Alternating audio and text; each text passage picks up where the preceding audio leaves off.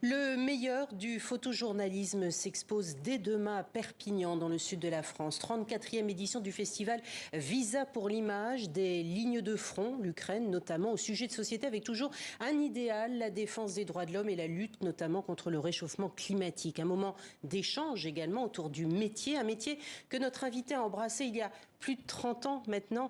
Bonjour Alain Ernoult, vous êtes photographe, grand reporter, passionné, qui présentait à Perpignan la 6e extinction, celle vers laquelle pourrait mener l'érosion de la biodiversité. Expliquez-nous quelle réflexion a entraîné votre travail sur ces espèces en voie de disparition. Très jeune, moi, je suis parti en autostop de Normandie en Afrique à 17 ans parce que j'avais vu que le pays d'Ogon mourait du palud, donc j'ai voulu leur amener des médicaments. C'est là que j'ai découvert les animaux sauvages, les éléphants et tout, et c'est devenu une passion toute ma vie en fait.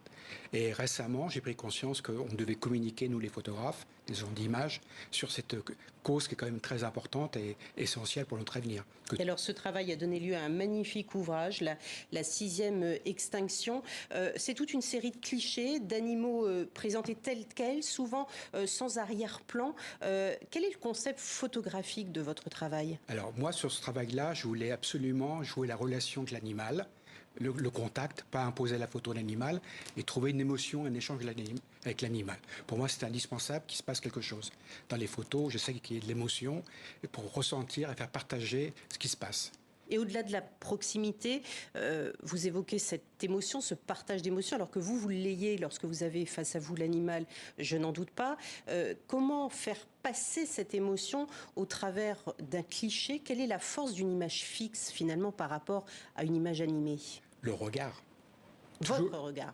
Et leur regard. Je capte leur regard, en fait. C'est ça qui est intéressant. Quand je vois un mimique, un échange, c'est ça qui m'intéresse, c'est d'avoir l'instant T du regard qui donne une émotion. Vous êtes à combien de mètres de l'animal lorsque vous le photographiez? Des fois, je suis trop près, très près. Trop près? Des fois à 2 mètres, ouais, je me fais des fois charger un peu, ça m'arrive. Comment vous est venue cette passion? Vous avez évoqué votre jeunesse, partie à 17 ans en Afrique, et c'est là où vous avez découvert les animaux, mais pourtant vous avez été correspondant de guerre pour la presse internationale. Vous avez couvert de nombreux conflits, l'Afghanistan, la Bosnie, la guerre du Golfe, le Tchad. Pourquoi aujourd'hui les animaux, cette passion pour la vie sauvage? Parce que je pense qu'il est important aujourd'hui de parler de ce qui se passe, parce que tout est lié en fait entre les animaux, l'homme, la nature. Par exemple, en Afrique du Sud, augmentation démographique, augmentation des champs, augmentation de pesticides.